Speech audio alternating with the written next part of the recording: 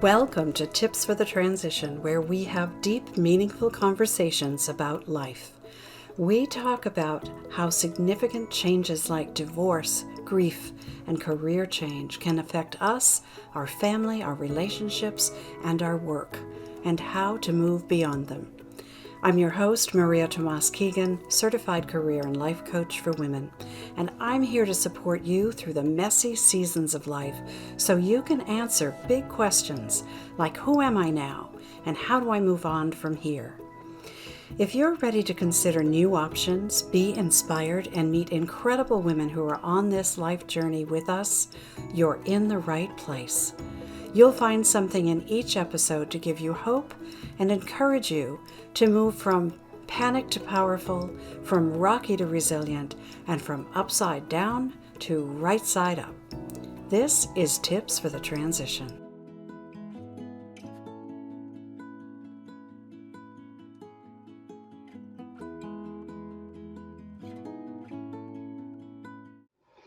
Hello, everyone, and welcome. You have joined us on the Tips for the Transition Career Roadmap podcast this morning, and I want to say thank you very much for joining us. We come to you live every week on LinkedIn, Facebook, and YouTube, and we are also available on all of your favorite podcast channels. I'm Maria Tomás-Keegan, your host. I'm a life and career transition coach, and my vision is to create resources to help women navigate their career and their lives when they are challenged, and so they can do it with more ease and grace. Each week we have conversations with inspiring women, and they are intended to help other women around the world become more confident, brave, and resilient. So if anything in this episode strikes a chord for you, take a look at the show description below or the comments below, depending on where you're watching or listening, for contact information for my guest and for me, in case you want to continue the conversation. So today we're going to talk about burnout. It is something we hear a lot about as it relates to work. So let me ask you, have you ever felt chronically stressed at work? Or maybe you feel exhausted, or that your attitude has turned more negative than positive. Maybe you're feeling disconnected from the work you do and you're not sure why. And maybe you're becoming more ineffective. Those are all potentially signs of burnout. So I've asked Natasha Dewhirst to join us today from the UK because she has experienced firsthand the impact of living in survival mode, which shows up as symptoms of burnout or perfectionism or negative automatic thoughts, those things we just think about without thinking about them, and poor emotional well-being. So Natasha now supports clients whose lives and business performance are also sabotaged. We'll learn why burnout is so common, who's at more risk, and how we can help ourselves and someone else if we feel like we're on the verge of burnout. Natasha is the CEO of Lead From Within Therapy and Coaching, founder of the Learning to Be Institute, and creator of Burnout Reset and Recovery Program. She combines the most advanced techniques in psychology, personal development, and somatic therapy, enabling hundreds of women globally to shortcut their healing, freeing them from burnout, childhood trauma, and stress, so they become the emotionally resilient women that they were born to be. So we call this episode Keeping Burnout at Bay. So let's get started. Hello, Natasha. Good afternoon, Maria. Thank you for having me. It is my pleasure. So I'm going to ask you to speak up so we don't miss a word that you have to say. I want to I want to jump right in if you don't mind. Are you okay with that? Absolutely. Okay. So let's talk about why burnout is so common. Absolutely, because it is something that we're seeing that is increasing all the time. And at the moment, we're in a particularly challenging time. We've spent 2 years in a kind of holding pattern in a world that's changing, and more people, because of this, are becoming overwhelmed, burnt out, exhausted. We've got people that are stepping up, they're working overtime, there's people working from home, they've got Zoom fatigue. And don't forget the responsibilities that have been creating a lot of the burnout in the first place. So it's becoming more common because more and more people are carrying these triple responsibilities. They might be caring for a parent, they may be caring for young children, they may be holding down one or two jobs. And what's happening is people are so busy trying to do all of the things that they believe are the things to do to be successful, to be doing a good job as for their employers or for themselves or for their families, that really there's not a lot of time and space left for their health and well-being. That's getting put on the back burner. So we're seeing these additional responsibilities really depleting people at the moment. Well, you've hit on some very really common things that we all struggle with, I think, at one time or another. And it's finding that harmony, with a lot of people call it work-life balance. I prefer to call it life harmony, so that so we're taking care of ourselves so that we can be at our best for all the other things in our lives.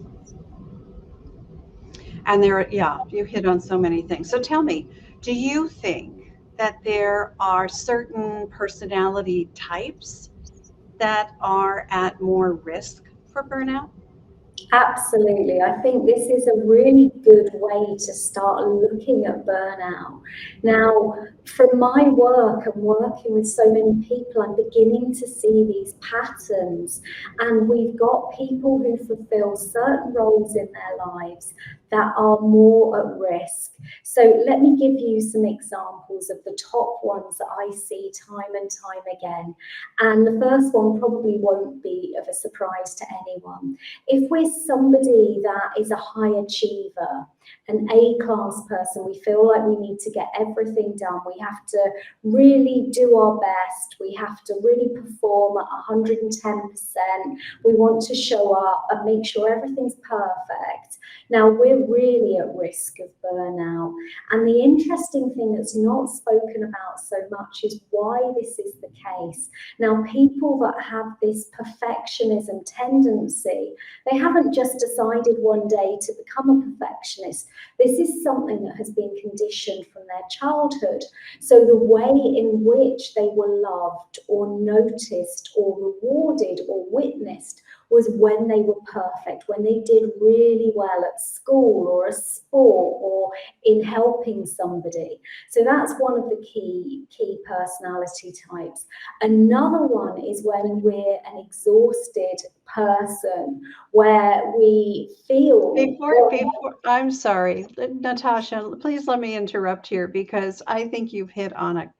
That the first one that you explained, and then I'm going to let you get to the next one. But I don't know about anybody watching, but I resonated so highly with how you described why we are perfectionists. I call myself a recovering perfectionist. And it's a habit that just keeps showing up. And you're so right about how we were raised and the expectations that were put on us when we were very young and how we carry those right into and through adulthood.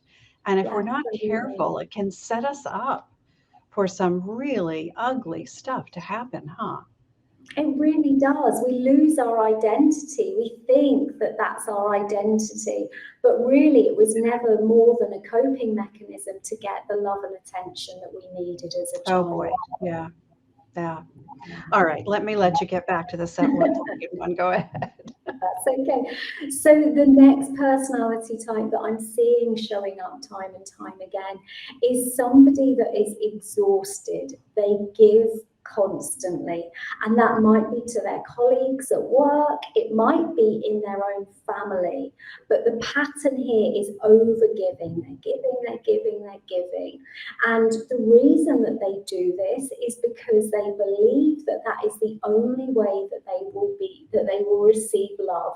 So they've maybe grown up as a child in families where, for whatever reason, the parents weren't able to give and the parents needed support, or the parents only really noticed them when they were stepping up and taking care of siblings or helping the parents with what they needed to do. So this pattern is really prevalent today. But what we don't really see when somebody has got this kind of mask is that underneath that is a great deal of anger and resentment, because nobody is noticing their needs and what they need. So they give and they give and they give until they burn out, and never once do they stop and say, oh, actually, can somebody help me? Or I can't take on that extra project, because they're hardwired to give. Now, the third, go on. Yeah. It is, you're just touching on some things that I think about some of my clients, and that the givers, we are, especially women, right? We are raised to give.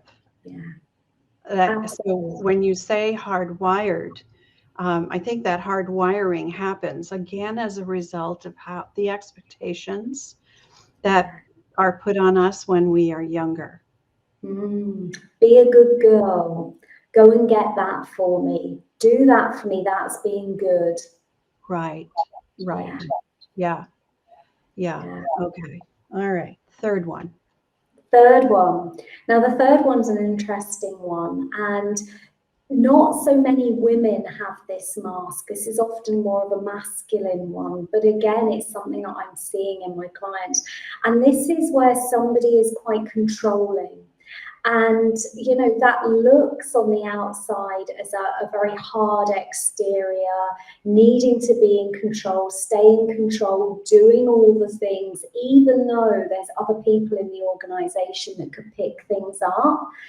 And, you know, the softness, the understanding of what's underneath that is really important, because this person has been conditioned that when they're out of control, when they're not in control, they end up being betrayed or let down. So it's a real safety mechanism for some people, that the only way I can be safe is to stay in control. But the cost of staying in control is I end up burning out because I'm doing too much.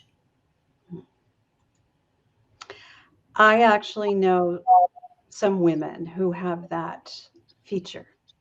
You know, that we call it the control freak, right? I have a little bit of that too, and I think we all have a little bit of that, but it's when it becomes the prevalent way of operating that it gets us in trouble, right? Yeah, I have to do this all alone. No, you cannot help me. I have to be the one to do it. You know, I think a lot of entrepreneurs struggle with that too, that idea that if I don't do it myself, it won't get done right. Absolutely. Yeah, we hear that time and time again. And I think the important thing about, you know, the people that are more at risk, and maybe the kind of personality types that we have, is none of these personality types are wrong. None of them are us kind of being the wrong person. They are the way in which we've learned to survive. And so we become more at risk from burnout. And we have a little bit of all of them in us. You know, we have these different parts in us. So if you're listening or watching and you're then resonating with any of these and thinking, oh no, that's me, there's nothing wrong with that. but it is that kind of bringing that compassion. Okay, that's why, you know, I keep getting exhausted, why I overgive, why everything has to be perfect, why I have to stay in control. These are survival techniques. Okay, you've explained the personality types that might have a tendency to burn out. So let's talk about what they might be feeling Yeah. that could cause them to think that maybe I'm on the verge of this thing called burnout. What are some Yeah. of those symptoms? Yeah, I mean, there's so many there. And, you know, what I see time and time again is particularly women, they've no idea that they're close to burnout. There's so little headspace, bandwidth available that they really believe that in that moment, if they just get through the next project at work, if they just get this one thing done, that they genuinely will be able to stop, recharge, replenish themselves and get back to something called normal. But the truth of it is obviously that that doesn't happen because the symptoms have been calling out to them for a long time, but we ignore them, we dismiss them. And again, based on our personality types, I don't have those symptoms, I'm not weak, or well, that doesn't fit in with what I need to do, so I'm going to ignore that, I'm going to push that over there, or I don't have the capacity to do that as well.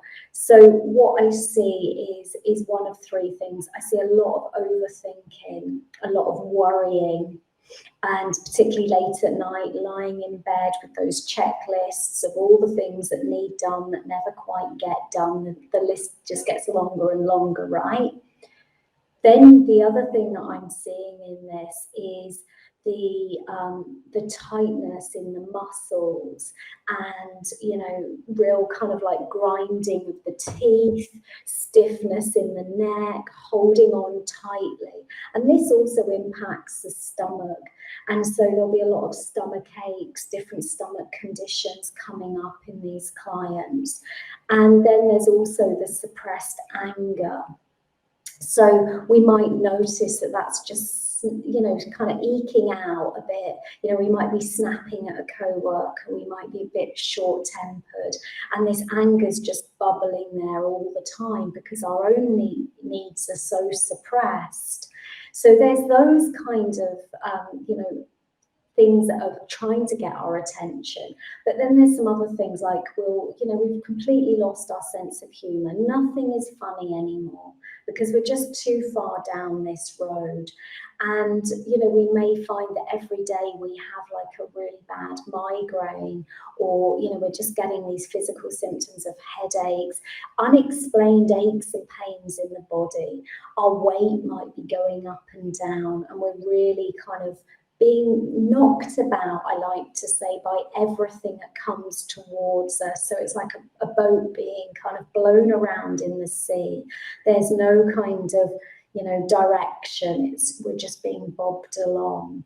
So these symptoms really impact how we see the world. We stop being joyful. The kind of colour has gone out of our lives, and we can't see a way out of it because we have no bandwidth. So we don't stop and go, okay, something's not right here.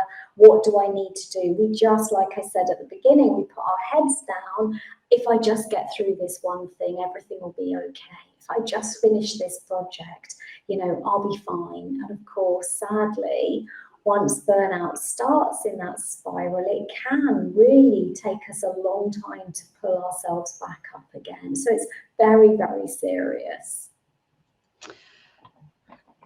Okay, so now we've described what they might be feeling and that it is this spiral downward, or it can be when it goes unchecked. So is there a tool? Is there a technique that these people who struggle with this can use to help them bring them kind of back from the verge? Absolutely. And I think, something that's often overlooked is the reason why we tend to fall into burnout. So if we're somebody that we have a pattern, actually this is beginning to be my pattern. I keep giving. Why am I giving? Or I need everything to be perfect and I can't relax if it's not done right. Or I need to be in control. If we have these tendencies, one of the most valuable things we can do is actually trace that back and find the taproot of that experience and why we believe that's how we need to show up in the world to be worthy, to be accepted, to be loved. If we undo that, we undo everything. So I think if anybody does have those tendencies, finding a good therapist to start unpicking those beliefs that are colouring how we see ourselves in the world is definitely a really important first step. If we're not somebody that is aware of that, but we're getting these physical symptoms and somebody is saying to them, well, I think you might be on the verge of burnout, then I think at that case, it's really important to start auditing what we're doing with our time and where we're spending the majority of our time. So are we working 24/7 and forgetting completely the self-care? Are we having tokenistic self-care? Maybe we're going to the gym and we're really lifting heavy weights, or we're really pounding the treadmill. That isn't going to give relief to somebody that is already in that really tight energy. You actually need quite a contrasting exercise. So auditing what we're spending our time doing and how effective it is another really powerful tool. It causes me to think about the people I know in my life and the people I coach who don't know how to relax. So when you described those who say, well, I get great exercise, I go to the gym 3 times a week or every day and I run or whatever, what's behind that, what's driving that could be the burnout. Yeah, And that it may is. be something that's not easy to recognize. No, it's really confronting to see that I'm actually spending my whole life avoiding being still. I'm avoiding self-care. I'm avoiding listening and looking inward. And Yeah, that can be really confronting. But yeah. often the strategies we use to avoid that create more problems than actually undoing some of that. All right. So you mentioned that if you recognize that you're in this pattern and it's starting to take you over the edge, that finding a good therapist to help you figure out from where it stems is one way of people getting help. Are there others? Yeah, absolutely. There's so many things that we can do to support ourselves, and we'll move on to some of those tips and share those. But I think you know the components that make a healthy life are just as important for burnout as they are for any area. So if we're not getting regular quality sleep, then that needs to be one of the first things. Why are we not getting that sleep? What's getting in the way? If we're not drinking enough water and keeping hydrated, why not? How could you make that happen in your day? How could you exercise in a way that is nourishing and nurturing, that works with you and brings in some softness into your body? And of course, this won't be a surprise to you, but how can we set boundaries in our lives so that we can meet our own needs, do the things that we have to do, and not really work ourselves into the ground? And that is possible. It's the mindset, it's the negative automatic thoughts that tell us that it isn't. I love you just said to meet our own needs, to do things that meet our own needs. And what I've recognized in some of my clients is that they don't even know what they are. because they are so immersed in this pattern of always doing, always giving, whatever their pattern is, that they don't always know what they need. And, No. and and getting the help to discover what would nourish them Yeah. is a worthy endeavor. Absolutely. There's a phrase I like to use, and it's reparenting. How do we reparent ourselves? And, what are the things that if this was a young child asking us, or a trusted friend, that was in this situation, what advice would we give them? How would we nurture and nourish them? Because often we don't know how to do that for ourselves. Yeah, that's a great way to reframe it. We wouldn't do this. We wouldn't want to see our friend or our loved one going through this. Yeah, that's a great way. All right, before we get to our tips segment of this episode, I know you have a favorite quote or mantra. Would you share that with us? Absolutely. So my favorite quote, which has really stood me in good stead, and that one of my mentors shared with me, is whatever you can be with will be with you. And that takes a little bit of thinking to get your head around that. But it's about really that self-trust, that you can be with whatever you need to be, and you will only be given what you can manage at one time. So to stop and to learn, exactly like we were saying, what are my needs? Who am I? Without this identity of giving, giving, giving, or making everything perfect, or overdoing things.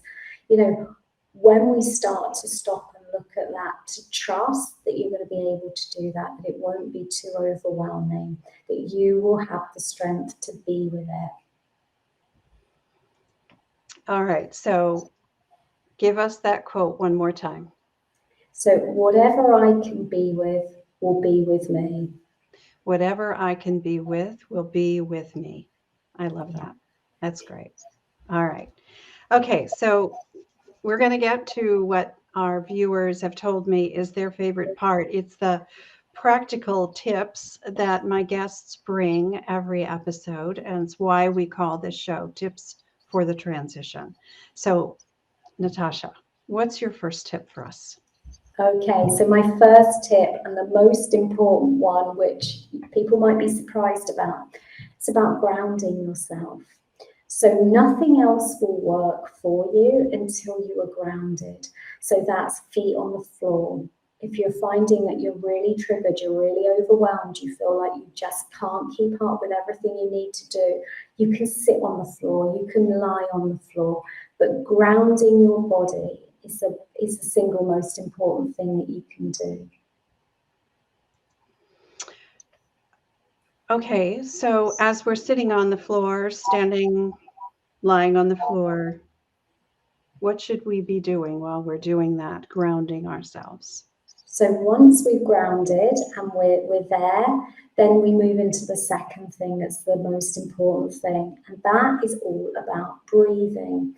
And breath work is very popular at the moment, but the real beauty behind this that isn't talked about enough is our breath is what signals to our mind whether we're safe or we're unsafe.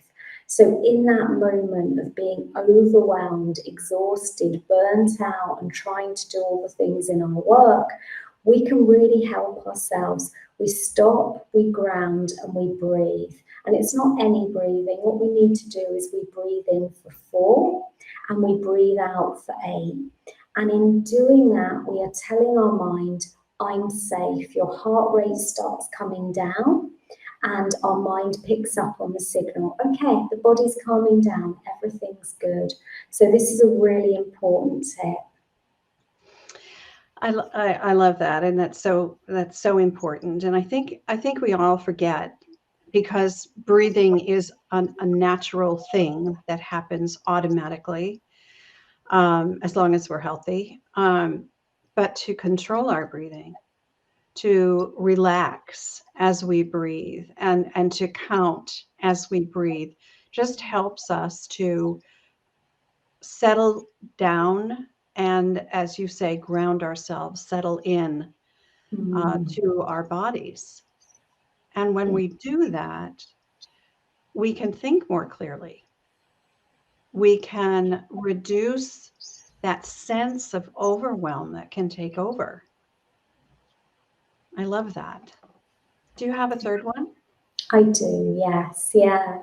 And the other thing that the breathing, just going back to that, is it stops us going up into fight, flight, freeze, and flop, which are our stress responses. So it helps on many levels. So my third tip for people that are on the edge of burnout or in burnout is all about rest. And a really good visual to hold in your mind is that you are two AA batteries, and that these batteries won't last for the whole day and they need recharging during the day.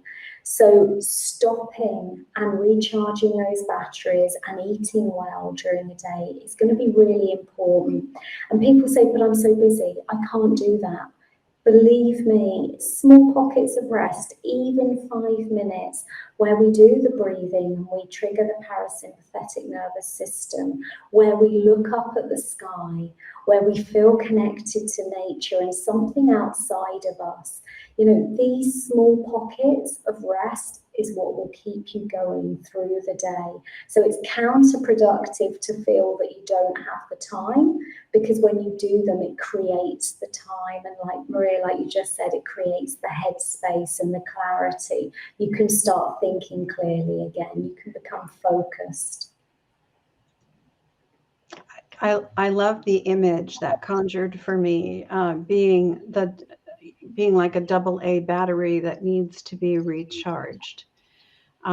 We don't want to have to replace the batteries. We want to recharge them so that they don't fully deplete, because it's when we are depleted that that we're no good to anyone. We're no good to ourselves, and we're no good to anyone else. And I love, before you said we can get snappy at people and unintentionally, but it's not. It's the burnout, that it's the symptoms that we're experiencing that are kind of doing the talking. Absolutely. All right. Do you have one more? I do. I have many more. I could keep you here all day. You can keep going, right? Yeah, but I think the other thing is really about having your own back.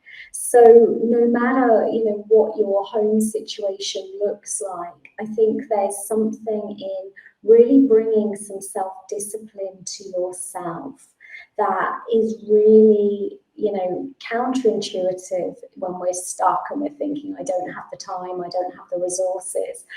But really looking at how you could have your own back. So can you bring in somebody to, help with your shopping? Could you delegate something? Could you pre-order all of your cleaning materials? Could you batch cook meals one day a week? How can you bring some kind of routine and discipline into your daily life so that you are parenting yourself while you are in this really, busy time, and you're trying to find a way to take your foot off the gas? So it's again about coming back to nourishing and supporting ourselves with these small routines of getting things really working for us. I love what you just said. Parenting ourselves, right? Taking care of ourselves as our parent would, right? Looking out for us, for our better good, right? For our own good. And finding those small, I had to learn this, finding those small ways that we can offload activities that we would normally do ourselves and ask someone else to do them.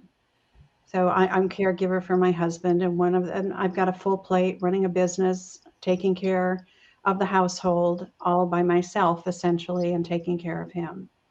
And a coach of mine said to me one day when I was just probably on the verge of burnout and not recognizing it.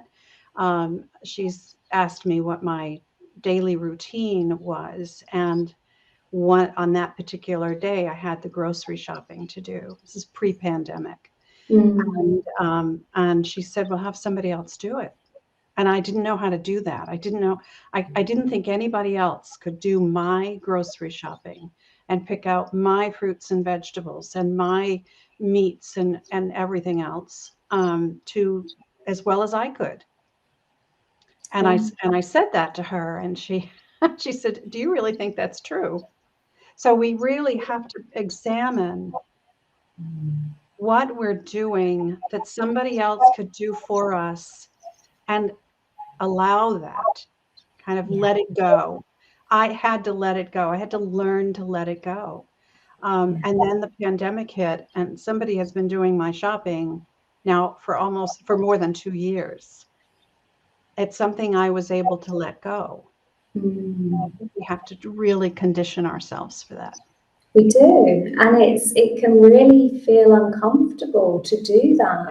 We can have all kinds of voices in our head that say, you know, well, you're being lazy, not doing your own shopping. That's selfish. That's indulgent. And these voices are never ours. They've come from something we've heard in the past. So to really change that is so powerful and so freeing. Yeah, absolutely. Natasha, thank you so much for your wisdom. I so appreciate your being here, because there are a lot of people in this world that is ever changing and faster than ever. And our careers are, and that burnout that we can feel that is usually associated with the work we do in the world, our careers, the work environment, it permeates every other aspect of our lives. So it's an important topic, and I really appreciate that you were here to share that with us. You are so welcome. Thank you. So I would like to ask you, because I am sure there are going to be people who want to reach out to you. What is the one best way that people can reach out to you, Natasha? Yeah, absolutely. So my Facebook page is a very good place for people to find me and to see what I'm about and what I've been doing. And that's www.facebook.com/Natasha and then C. Dewhirst, which is DEWHIRST. And you also have your website, which we're going to put up at the bottom of the screen, NatashaCarltonDewhirst.com. Thank you. All right. Natasha, thank you so much. I really appreciate you being here. You are so welcome. It's a beautiful conversation. And like you say, to get that information out to people so they can realise, actually, this is something other people are battling with. This isn't me failing or me not doing good enough. This is a common issue. Yeah, that's so right. That's so right. All right. Well, we could probably talk about this for another hour, but I need to bring this episode to a close. And I want to thank all of you for watching and listening. I appreciate your being a part of this community. As I said at the top of the show, I love creating and sharing resources with women. Plus, as a career and a life coach, I work with women to help them navigate challenging times with more ease and grace. So if something in this episode resonated with you, again, take a look below the video in the comments or the show description and look for the contact information for Natasha or for me, and connect with us. Continue the conversation. Our email addresses are there, our websites, as well as free trainings and ebooks. You can get a lot of information from that section below. And if you would like to continue the conversation on my Facebook group, it is called the Career Transition Roadmap, and the link for that is below as well. So let's meet again here next Wednesday at the same time, 10 a.m. Mountain Standard Time. I believe it's our time to thrive. Will you join me on that ride? Until next time, I'm Maria Tomás-Keegan, turning transition into triumph.